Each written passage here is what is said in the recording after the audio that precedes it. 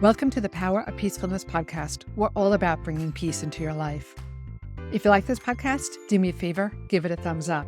And if you need some extra help, go ahead and download my free resource. You can find that at SharonMcLaughlinMD/workbook. It's a workbook all about peacefulness. So if you need some peace in your life, try the workbook. All right, let's get started. Hey, everybody. Today we have Naketa Thigpen with us. She is going to be talking about generational trauma. Her background is extensive.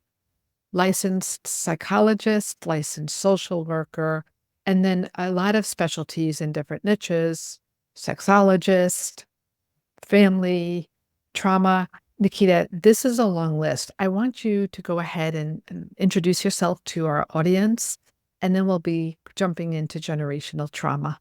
Yeah, thank you, Sharon. I appreciate you. My background is very layered, to say the least. I think the best way to kind of encapsulate all of my learnings, all of my expertise is under human behavior and relationships.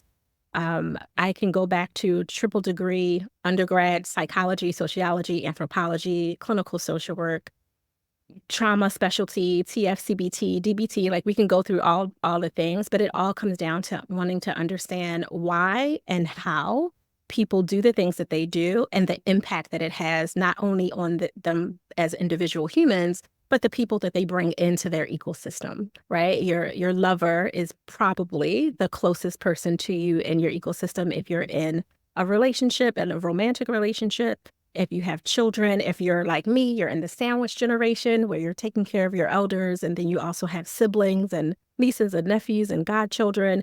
And the way Naketa Thigpen shows up in her humanity from unhealed trauma impacts every last one of those people, not including the fact that I'm a business owner of 13 years now and all of the ripples that could have on my colleagues like you, my peers, my clients, and all of those that they impact. So a lot of what we do at ThigPro Balance and Relationship Management Institute is really, truly try to help those individual humans self-actualize their own wholeness, to come into themselves completely, so that when they ripple, because you will ripple, plus or minus, whatever is going on with you, but when you ripple the good, you ripple the healed, you don't ripple the hurt, and you don't keep kind of infecting people from your own prejudices and discriminations and your cultural biases. So that's our goal. Stronger families, right? The result of a stronger family. Yeah, definitely. How did you get into this work? I came from a non-strong family. The best way to start from there. I am a poster child for all the ways that you can do things wrong as parents and grandparents. I've suffered every type of big T trauma you can imagine, from sexual abuse and assault to rape to molestation to domestic violence to financial abuse, to like the layers and layers go on. And I wanted to do better. I didn't want to be my parents. My father's been in and out of jail since I was 15. They're both still challenged by substance abuse. My father's been recovered for a little over a year and a half, well into his late 60s. My mother's still struggling with that. And I wanted to do better, quite frankly.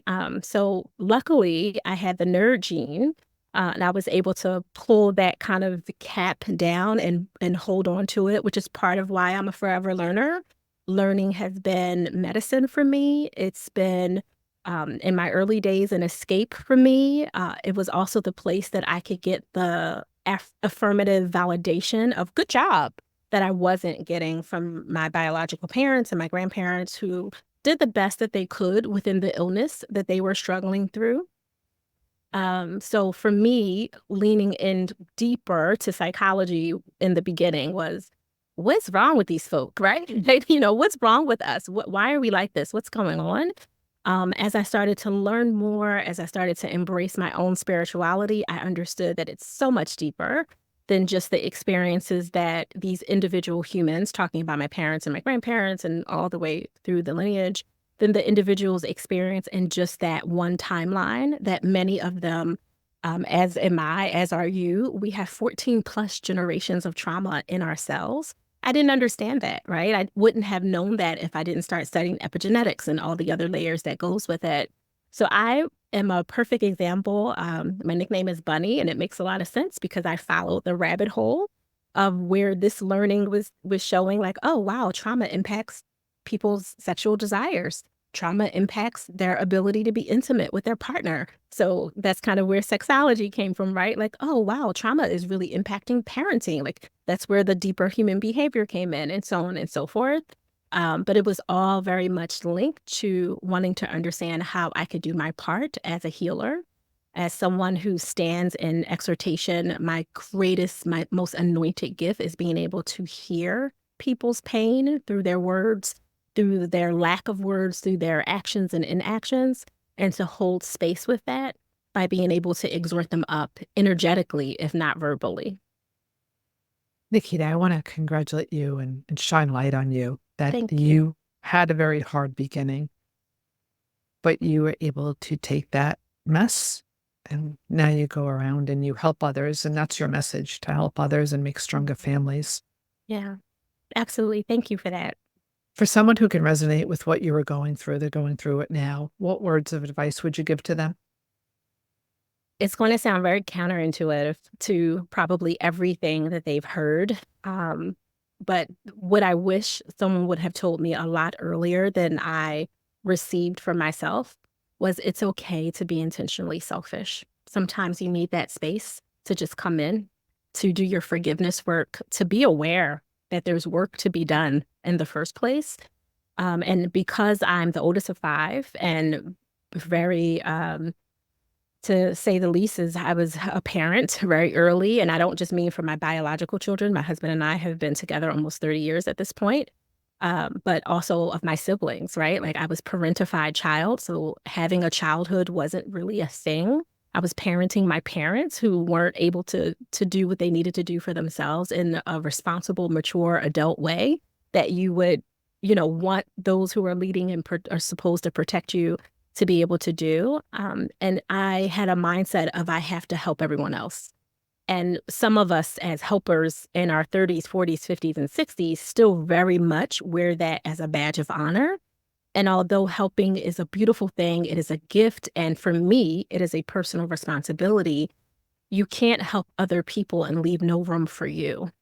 And I really wish someone would have told me that earlier, is to kind of create that, what I call intentionally selfish, time, that spaciousness to just be, to just breathe, to acknowledge what you've been through, and not from a woe is me victim consciousness perspective, excuse me, but a really deep space of, you know, I did that.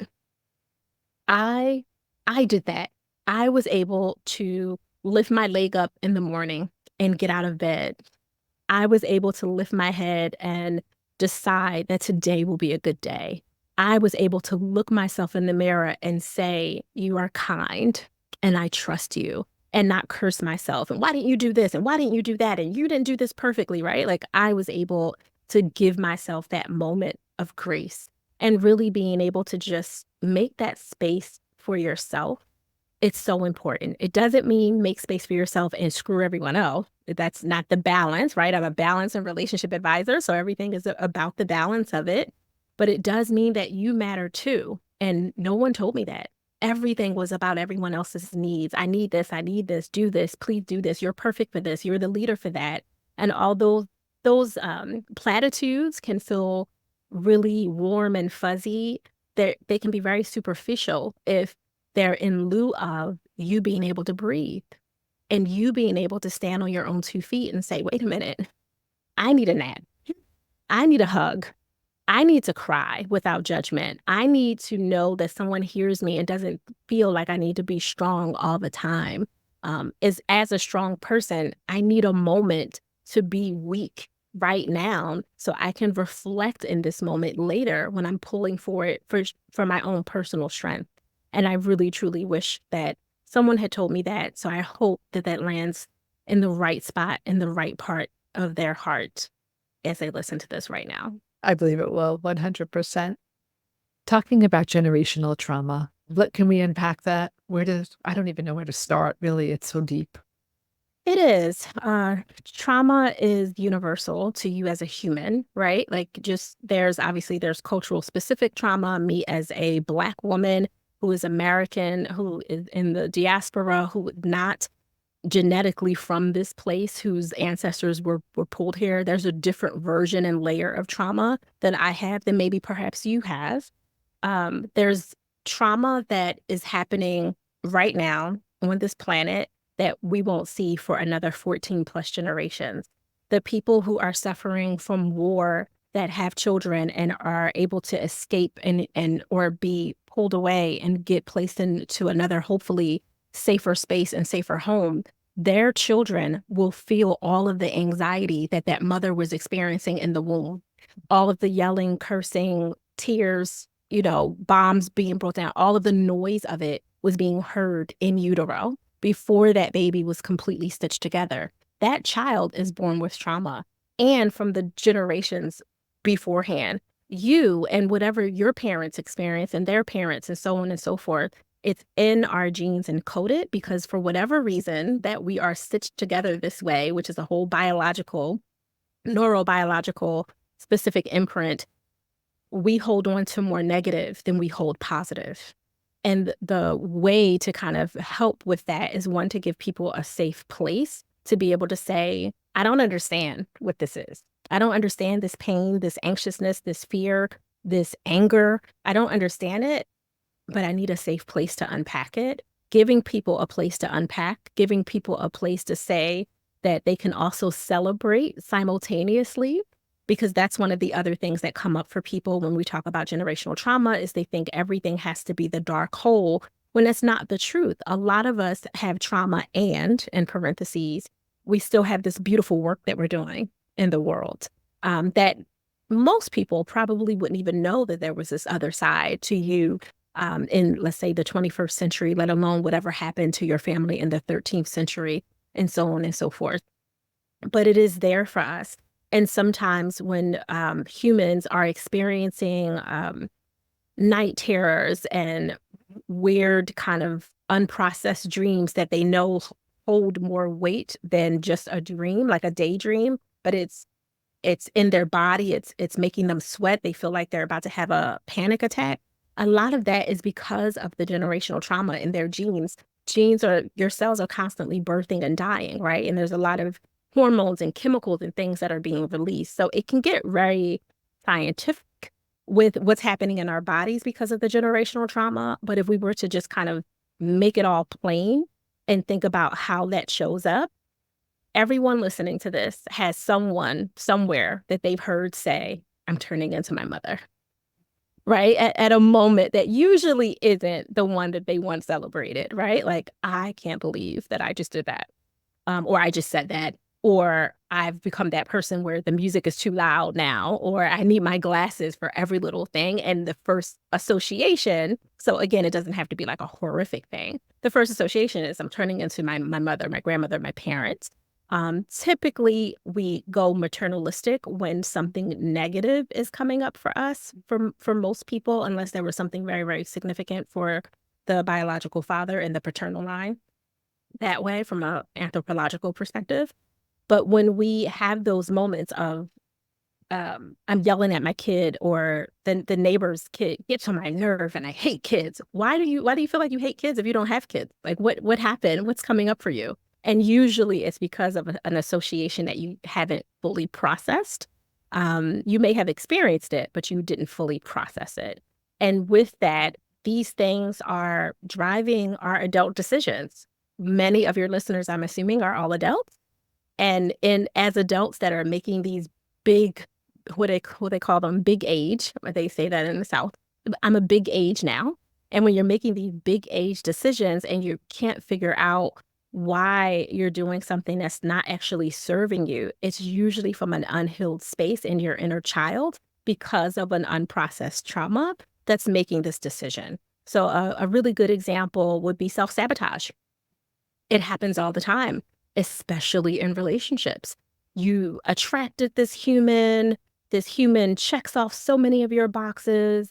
This human makes you feel good, looks at you good, compliments you, but you keep looking for the problem. You keep looking for, oh, it's too good to be true. Something must be wrong with this human.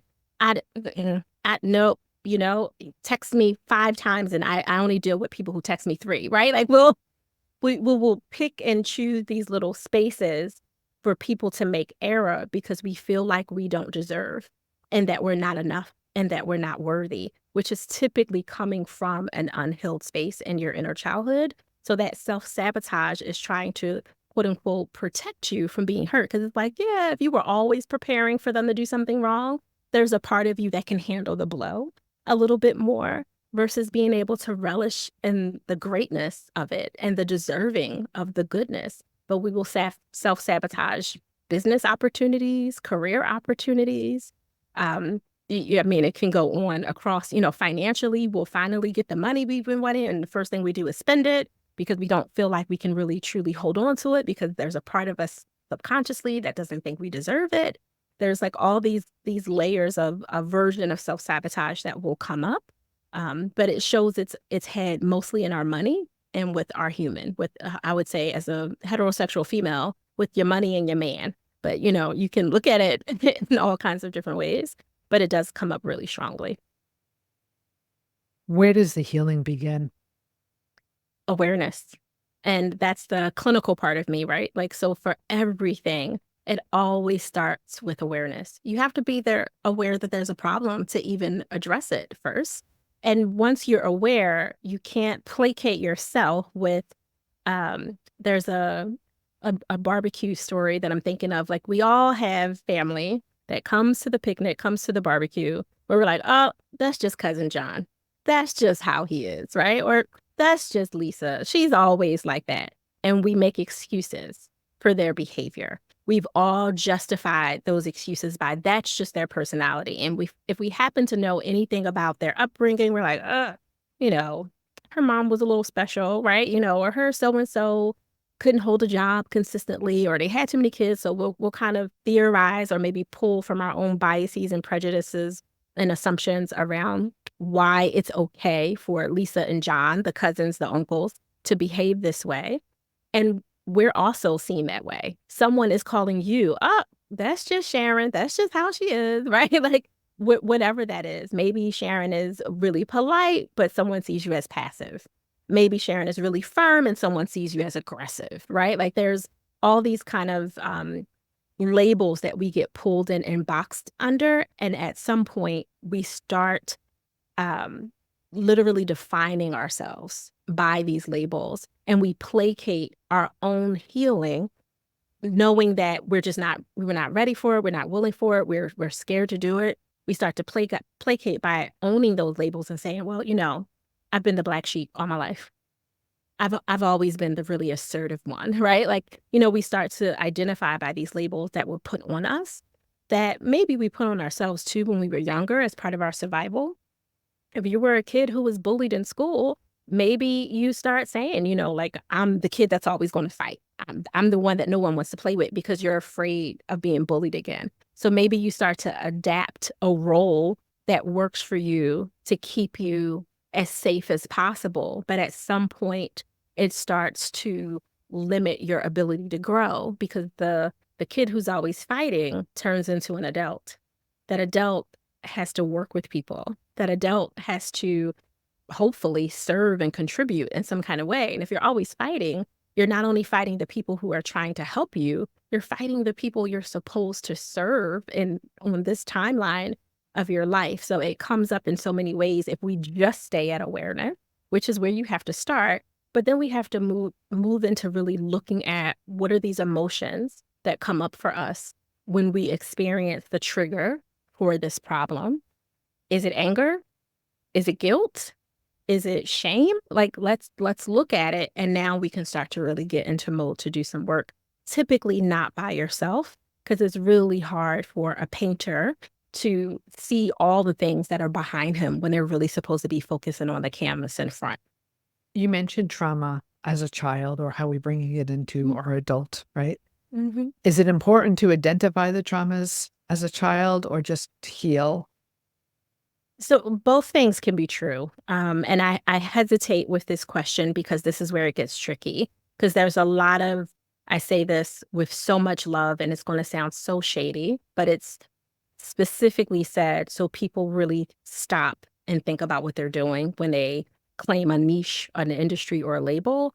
But there's a lot of weekend therapists, right, that went to a certification program for a weekend, maybe immerse themselves into a couple of hours, and will now come out and say, oh, you're experiencing sexual abuse as a child that's messing with your business. Now let me help you because I just did this 3-day program to do it. And tell me all, open the box. Tell me all of the things that happened to you, every experience, walk me through it. And there's a lot of different things that people are doing. So I'm hesitant to answer the question. If I were to just assume that no one is going to allow someone who has not been deeply trained and who truly understands trauma and all of the things, trauma-informed care, healing-centered care, like if they don't really truly understand it, to not touch their box, their Pandora's box of all of the feelings and pain and hurt and shame and all of the things. So assuming that that is not the case, there is a school of thought that you should pinpoint and label what happened to you. Was it intimate partner violence? Or back in the day, we said domestic violence. Was it molestation versus rape? Was it an assault in college? How was the assault happen? Was it a roofie date rape drug where you didn't have any idea of what actually happened, minus the kind of evidence that was left after? And then that's a different level of drama because your body is experiencing things that your mind can't process, right? Which I know you understand from the work that you've done in the world. But then there's also people who say, I cannot open this box. I just need to know how to move through. How do I move through the experiences of trauma in my body that my mind isn't allowing me to process? Because maybe I don't need to process it. Maybe I don't want to process it. I just want to heal from it. And both things can be true. And I say that under the guise that you have to have an experience guide with you for whichever style feels the best for you. You don't have to walk through every layer of every experience to remember the color of the rug of when you witness intimate partner violence as a 7-year-old with your parents, right? Like you don't have to walk through all of those things to heal from it for most people. But there are people who actually do have to open up the box because the closing of the box, the stuffing it under layers and years of other trauma is actually what's causing them to kind of repeat patterns because they don't understand where it started. So it truly, to answer your question honestly, it really depends on what the person can handle and not just what they're saying, like, yes, I can handle it, but your body tells on you all the time because trauma lives in the body. And so if a person is saying, yes, I want to open it up, I want to do it, but they can't look at you straight in the face, assuming there's no cultural reasons, that they can't look at you straight, that they can't unclench their fist, that their body is really tight, that they're stiff, that their shoulders are like earrings when they're talking to you. If there's different things that are happening like that, their body is telling you, I'm not ready for this. I don't care what Naketa's mouth is saying. I'm not ready for this. And you, as hopefully the expert on the other side, has to understand that there's some what we call root to thread work that needs to be done. There's a root issue. Okay, that's fine. But right now, let's focus on the root, and we can't follow the thread until we get to the root. And the root issue isn't necessarily the trauma. The root issue is how they're processing right now in 2024 at the date of this interview. Like, this is how they're processing, how that undealt with trauma is impacting them. Let's deal with that. And then we can follow the thread of whichever direction it's going, like a tree. And if you have plants behind you, so I'm going to go with you, and probably many people listening to this know a little bit about, plants and trees. Trees grow in 2 directions, right?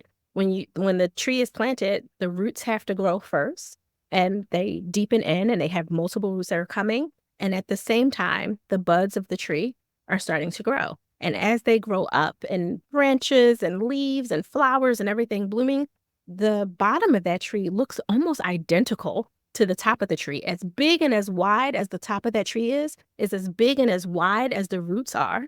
But you can't necessarily follow both at the same time unless you're really skilled at what you're doing. Naketa, I have a book behind you. Mhm. Tell us about it. Oh, this one? Selfish? Yeah, so that's my survivor memoir and personal transformation story.